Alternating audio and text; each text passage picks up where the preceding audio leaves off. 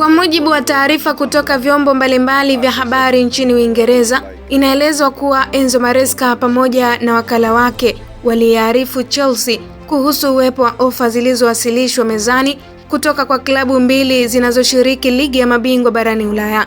Hata hivyo, waliweka wazi msimamo wao kwa uongozi wa Chelsea kuwa hawakuwa na nia ya kuondoka klabuni hapo na walitaka kuendelea kubaki Stamford Bridge. Pamoja na hilo, Maresca na wakala wake waliomba kukaa mezani na mabosi wa Chelsea kwa ajili ya mazungumzo ya mkataba mpya, wakitaka kuongeza muda na kuboresha masharti tofauti na mkataba wa awali uliokuwa umevunjwa rasmi na uliotarajiwa kuisha mwaka 2030.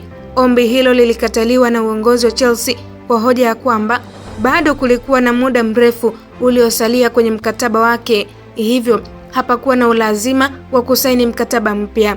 Lengo kuu la Maresca na wakala wake ilikuwa ni kujihakikishia mustakabali salama ili kupunguza presha ya kuwindwa na klabu nyingine, lakini upande wa Chelsea uliamini kuwa mkataba uliokuwepo ulikuwa bado unatosha. Hali hii ilichangia kuzorota kwa mahusiano kati ya pande hizo mbili na kuzua mvutano ndani ya klabu. Inaelezwa kuwa uamuzi wa Maresca kusitisha mkataba wake na Chelsea ulitokana na kuingiliwa mara kwa mara katika majukumu yake ya kiufundi, hali iliyomfanya kukosa mamlaka kamili katika kufanya maamuzi kuhusu kikosi chake. Hali hiyo ilitajwa kuwa moja ya sababu za mwendelezo wa matokeo yasiyoridhishwa ambayo Chelsea imekuwa ikiyapata kwa siku za hivi karibuni. Kwa mujibu wa mwandishi maarufu wa masuala ya soka David Ornstein, Chelsea tayari imeanza mipango ya kumtambulisha kocha mpya ndani ya siku chache zijazo. Kocha anayeongoza kwenye orodha ya wanaowania nafasi hiyo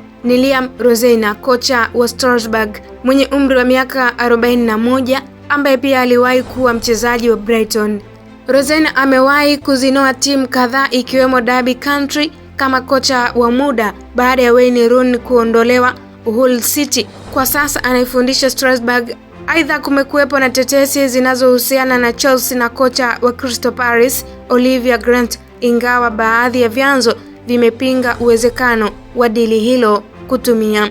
Wakati huo Chelsea inatajwa kuandaa benchi la ufundi la mpito litakaloiongoza timu kwenye mchezo ujao wa ligi kuu England dhidi ya Manchester City. Haijafahamika bado kama benchi la ufundi la Maresca litaondoka mara moja au litaiongoza timu hiyo kwenye mechi hiyo. Chelsea pia inapanga kumpata kocha mpya haraka mwenye falsafa ya soka inayofanana na ya Maresca ili kuwasaidia wachezaji wasipate ugumu wa kuzoea mfumo mpya, hasa ikizingatiwa ratiba ngumu ya mechi 9 ndani ya siku 30. Chini ya Enzo Maresca msimu huu, katika mechi 7 za mwisho, Chelsea imepata ushindi katika mechi moja pekee, sare katika mechi 4 na kupoteza mechi 2. Kwa sasa Chelsea inajiandaa kushuka dimbani Januari 4 ugenini kuwafuata Manchester City katika mchezo wa ligi kuu England.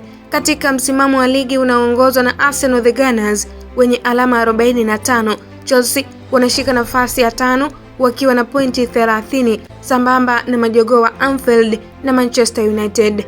Matokeo ya EPL mechi za mwisho, Crystal Palace walipata sare ya 1-1 dhidi ya Fulham. Suluhu ya bila kufungana kati ya Liverpool na Leeds United. Brentford 0-0 dhidi ya Tottenham Hotspur. Sunderland wakilazimisha sare nyumbani Manchester City. Hii ni Kasako Media, mtazamaji, endelea kutufuatilia katika mitandao yetu ya kijamii Instagram, Facebook, Twitter. Tufollow kama Kasako Media kwenye YouTube channel yetu. Usisahau kusubscribe na ubonyeze alama ya kengele Kasako Media ili uwe wa kwanza kupata taarifa mbalimbali za kimichezo na burudani. Kasako Media, tunaangazia maisha, tunaandika kesho.